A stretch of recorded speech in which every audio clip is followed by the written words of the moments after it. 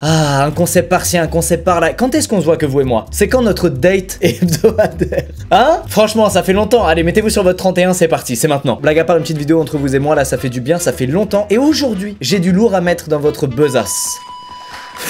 Pas facile celui-là. Aujourd'hui, je vais vous parler de l'idée d'un gars. Je pense que son idée, elle se hisse facilement sur le top 3 des pires idées de merde dont on a parlé sur cette chaîne YouTube. On va parler du film le plus dangereux jamais réalisé, Roar. Alors qu'est-ce que ce film, Lucas? Pourquoi c'est le film le plus dangereux jamais réalisé? Qu'est-ce qui se passe? Est-ce qu'il y a des cascades? Est-ce qu'il y a du vide? Est-ce qu'il y a du feu? Il y a des lions et des tigres, c'est tout. Voilà, c'est un film complètement con qui consiste à mettre des lions et des tigres dans une maison et à y faire vivre une famille. Et pas n'importe quelle famille, puisque c'est la famille du réalisateur, l'homme qui a eu cette idée. Donc je sais pas ce qu'il avait contre sa famille, je sais pas ce qu'ils lui ont fait, mais clairement il voulait en finir. Rassurez-vous, pas d'animaux blessés. En revanche, énormément d'humains blessés. Il y a eu près de 70 personnes qui sont allées à l'hôpital sur le tournage de ce film qui a duré plusieurs années. Il n'y a pas eu de décès, hein, soyez rassurés, et d'ailleurs c'est un miracle. Tout commence à la fin des années 60s, évidemment. Ben oui, on le sait maintenant, c'est les années où l'humanité en avait rien à foutre. Déjà, regardez comment on s'habillait, on en avait vraiment rien à foutre. Tout commence avec un couple bien connu d'Hollywood, Tippi Hedren, l'actrice principale du film Les Oiseaux de Hitchcock, et son mari Noel Marshall, futur producteur du célèbre film à succès L'Exorciste. Bref, en 1969, ils sont de passage au Mozambique. Ils tournent un film là-bas, et entre deux journées de tournage, le couple en profite pour aller se taper un petit safari. Et pendant ce safari, ils vont tomber sur une scène qui va les inspirer pour le restant de leur jour. Une maison abandonnée, remplie de lions.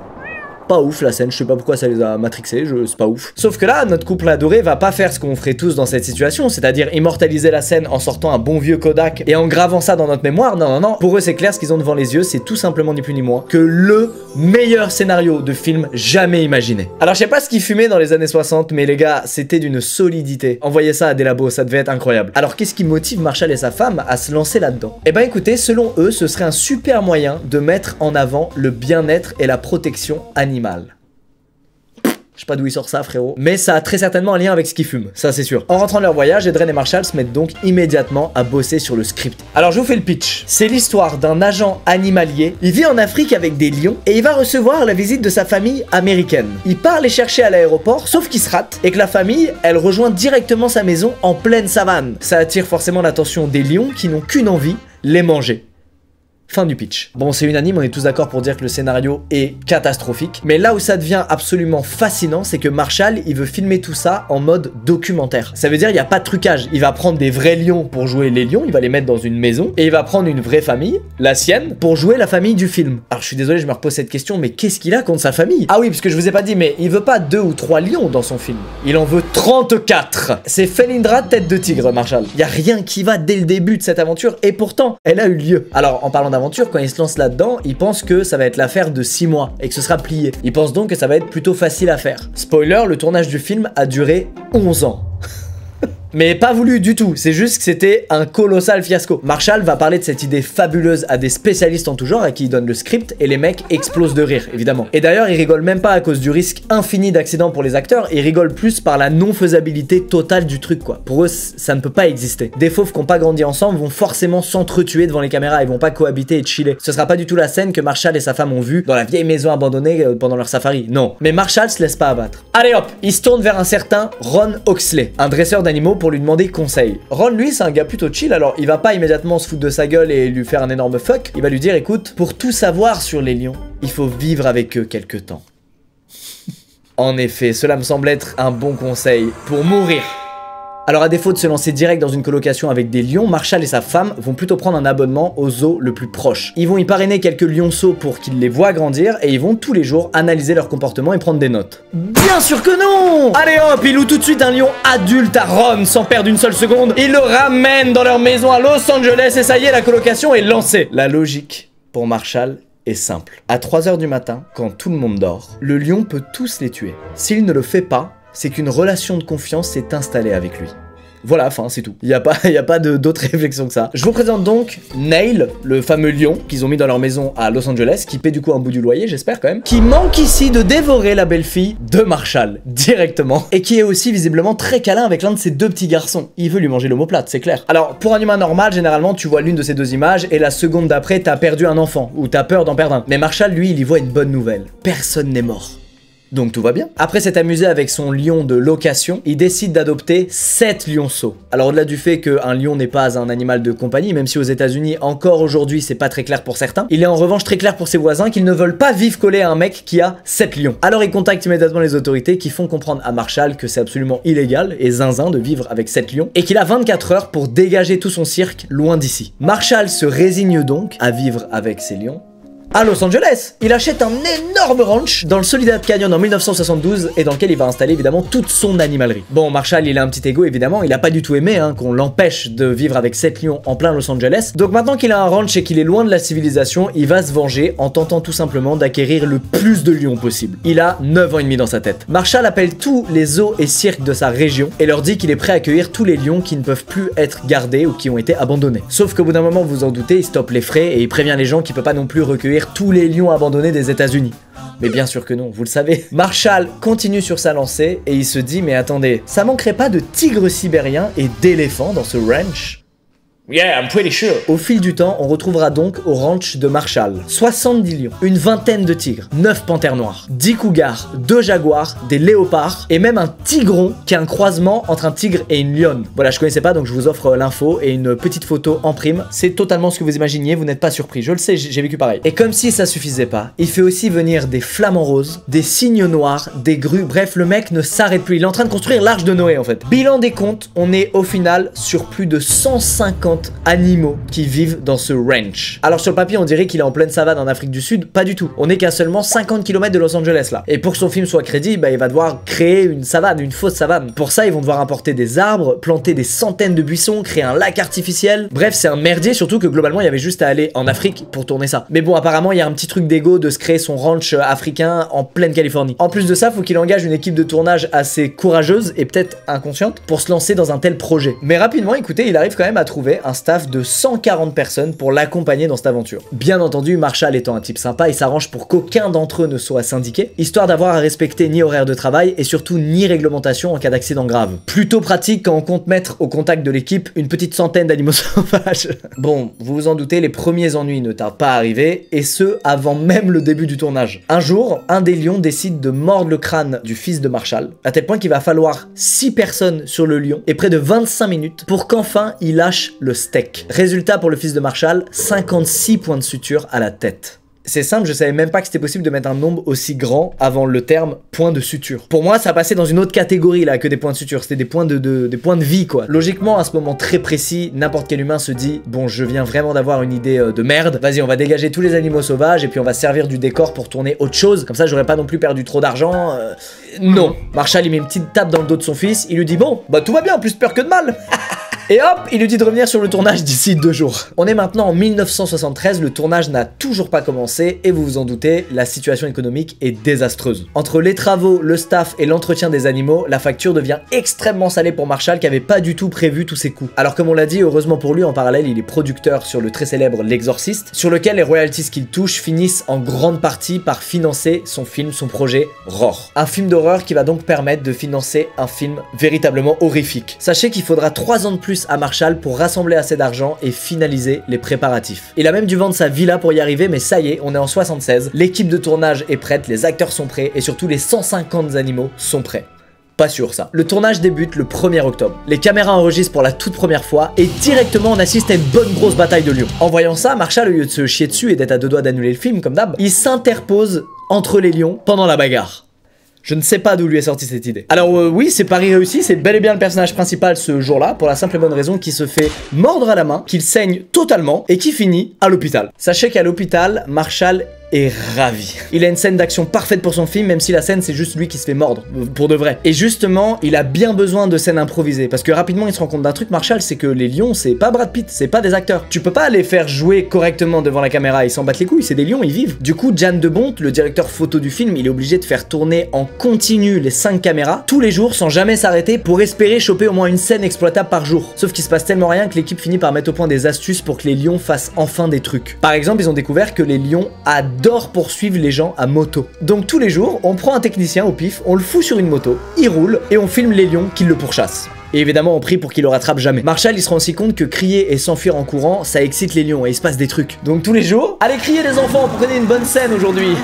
C'est bien, voilà, merci, ça régale. Les rares fois où il y a des trucs scriptés pendant ce tournage, c'est les fois où Marshall insiste vraiment pour avoir des scènes improbables. Par exemple, lui qui conduit une vieille Chevrolet avec 2 tigres posés sur la banquette arrière. Ça apporte rien au scénario, on est d'accord, et en plus il aura fallu plus de 7 semaines pour avoir une prise correcte. Bon, moi ma théorie c'est qu'il voulait juste une nouvelle photo de profil, rien d'autre. Vous rappelez-vous de la toute première blessure là, quand Marshall il se fait bouffer la main? Et ben il y aura 48 autres blessures de ce genre durant juste les 2 premières années de tournage. Et bien entendu, une bonne partie d'entre elles seront filmées et gardées dans le film. En fait, il tourne un Jackass quoi, c'est un nouveau Jackass, pas possible. Au total, c'est 70 employés qui vont finir aux urgences. Ça veut dire qu'un mec sur 2 qui a bossé sur ce film s'est retrouvé à l'hôpital. C'est une magnifique perf, bravo Marshall. Alors on va pas tous les passer en revue, en fait ça revient à regarder le film de toute façon. Il raconte rien ce film de merde, c'est juste ça, des gens qui se font blesser par des lions. Mais pour votre plus grand plaisir, je vous propose aujourd'hui un top 4 des blessures de Roar. En 4ème position, on retrouve Marshall lui-même. Bon alors lui il va se faire attaquer plus de 11 fois sur le tournage du film, il est fou. Dites-vous qu'il va tellement se faire blesser qu'à force d'avoir des plaies ouvertes sur tout le corps, il va même choper une gangrène.